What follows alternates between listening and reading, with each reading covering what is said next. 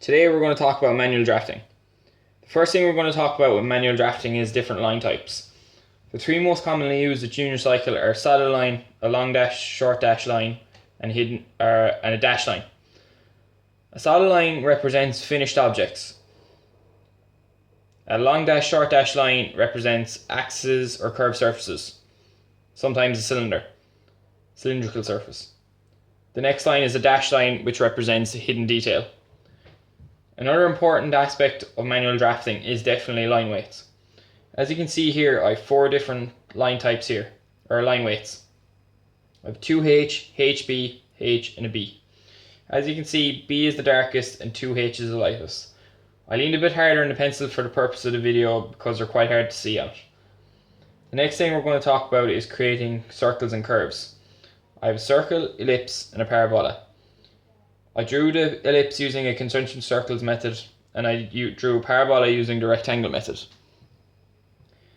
For a circle, if you have the radius and you have your center, you just simply put your compass on the center here and just scribe an arc all the way around. The ellipse and parabola are freehand curves. So when you have a couple of points on your ellipse, like I have here, and a couple of points in your parabola, you're able to draw the curves freehand. The next thing we're going to talk about are drawing lines parallel and perpendicular. First, as you can see here, I have a line L with a point P here.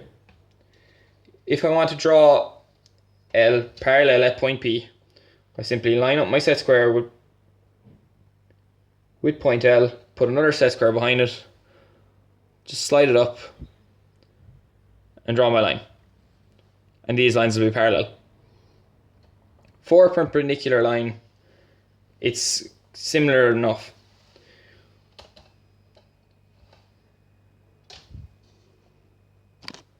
Okay, so instead of having point N up here, I put point M here. And I want to draw a perpendicular to that.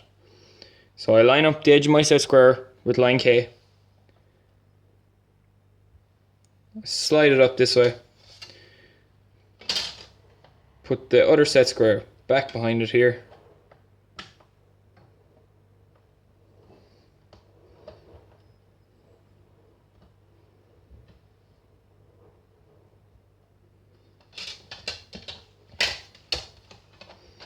Sorry.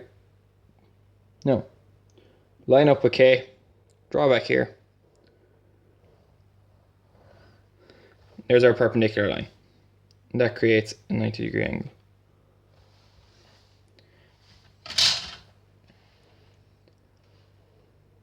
Now we're going to talk about drawing lines at 15 degrees, 30 degrees, 45 degrees, 60 degrees, 75 and 90 degrees. So for our 15-degree line, we're going to use a protractor. So we put our protractor on the point here. Make sure that lines up. We can mark 15 degrees off here.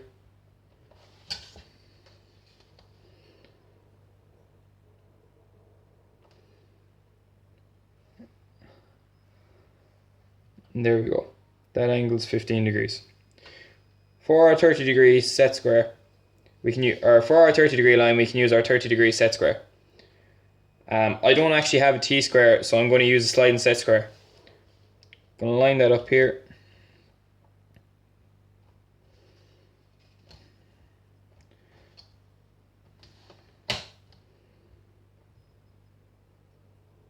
Slide that back.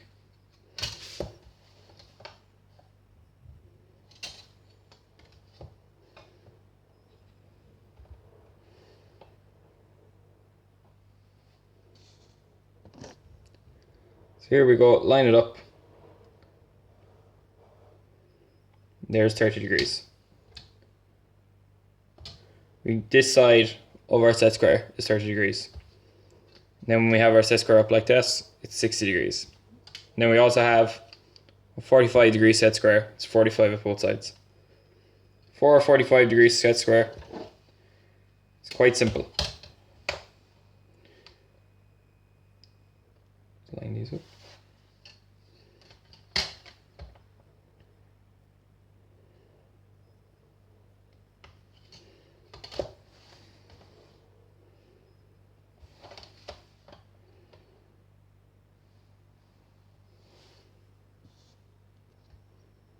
So just line that up using the edge of 45-degree set square.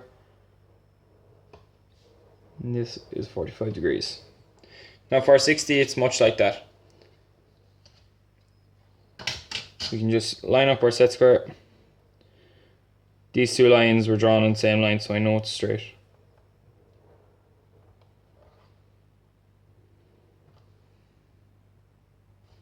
We can use this edge to draw a 60-degree line as well.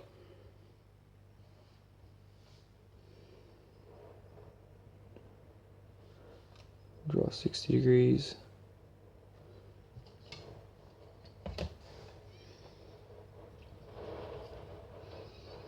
We can draw 60 degrees from this point here.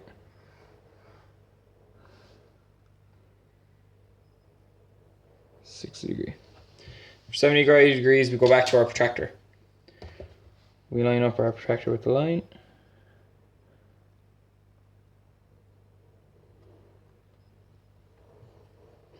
Then we go 75 degrees, which is all the way up here.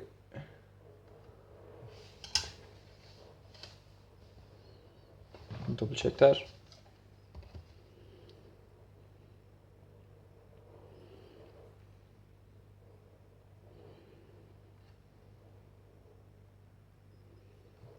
Yep, 75. Line it up that. Here's our 75 degrees. And for our 90-degree line, we can just draw a perpendicular. So, just set this up.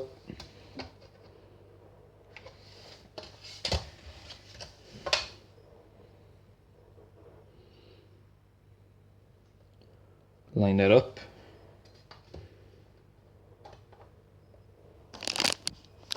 So we have that lined up.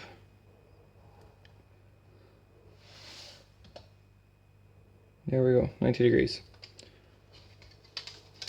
These are all the important aspects of manual drafting.